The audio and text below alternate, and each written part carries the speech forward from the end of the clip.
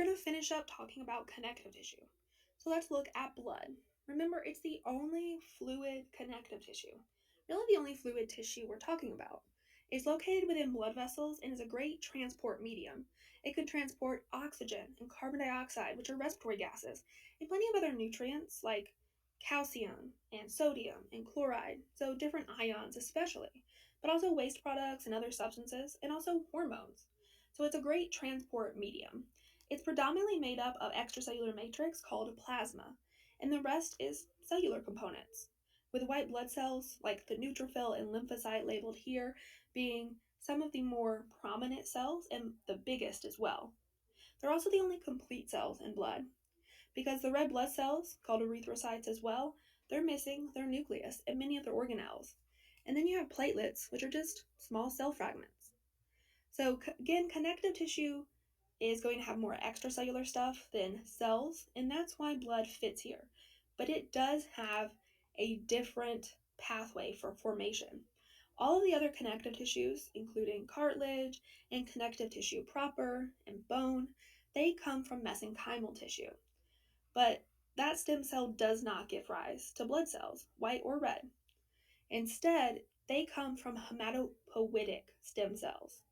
And you don't need to memorize all of these pathways, but you can see how the red blood cell, the different white blood cells, and the really effective white blood cells called lymphocytes are all coming from this hematopoietic stem cell. So the original stem cell for blood cells is different from the original stem cell, the mesenchymal stem cells, for all other connective tissues. Let's take a closer look at some of these white blood cells. You have the neutrophils, which are neutral loving, and they absorb both acidic and basic dyes, which is kind of where they get their name. They also have granules. Neutrophils, along with eosinophils and basophils, are considered granulocytes.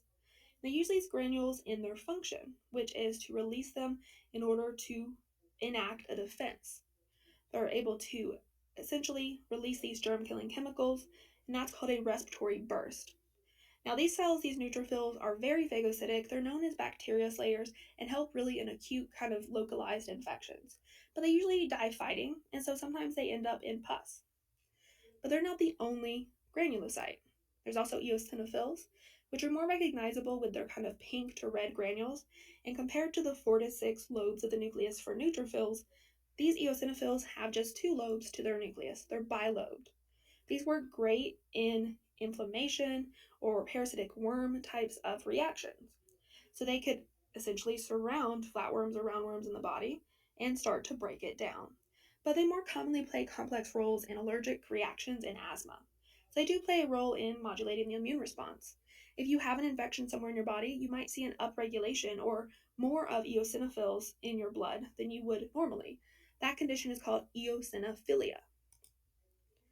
Then we have basophils. They do have a U to S shaped nucleus, but that's kind of obscured by their really dark purplish black granules. So again, neutrophils, eosinophils, and basophils are granulocytes and release their granules to carry out a function. The granules of basophils release histamine, and that's an inflammatory chemical that causes vasodilation, and that helps widen blood vessels to help attract not only blood, but the white blood cells therein to inflamed sites of infection. They function very similar to mast cells, which are found in connective tissue. They both release histamine. But there's also the lymphocyte. This is the smallest white blood cell. It's also the second most numerous, just under neutrophils. Now, they are small, but their nucleus is spherical and takes up a lot of space inside the cell.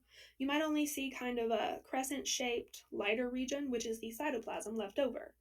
You can find these in lymphoid tissue like the spleen and the lymph nodes. Very few are actually found in the blood. But they are crucial to immunity because they can turn into B and T lymphocytes, which both produce antibodies and can actually go attack cells directly. And then to kind of show you another type of cell that's not quite as small, we have monocytes.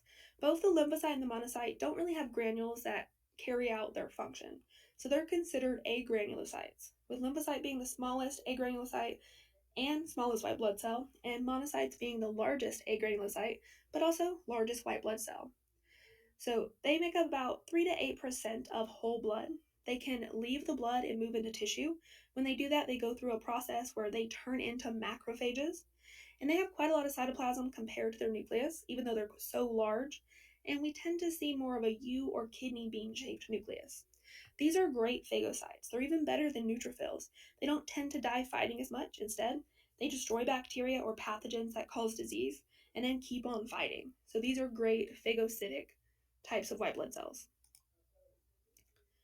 And we'll finish up looking at nervous tissue as far as our tissues are concerned for this video.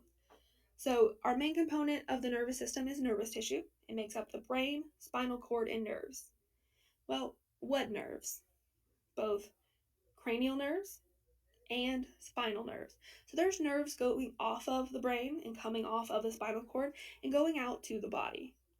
Inside of these tissues, including the brain and the spinal cord and all those nerves, there are two main types of cells, neurons and glial cells. The glial cells are sometimes called neuroglial cells. We used to think the neuroglial cells were just kind of this glue that kept the neurons together. The neurons are definitely kind of the main cell type that generate and conduct nerve impulses and transmit electrical signals to communicate cell to cell and neuron to body or neuron to neuron. And they have many different processes, and we'll look at those.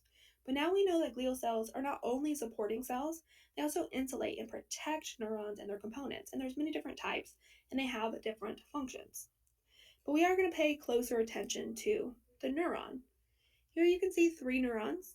There's cell body with the nucleus in the middle. And you can see all of these projections coming off of the cell body. Those projections have names. The shorter ones are on the receptive end for the neuron, and they're called dendrites. Then you have the cell body, and then you should have a longer process.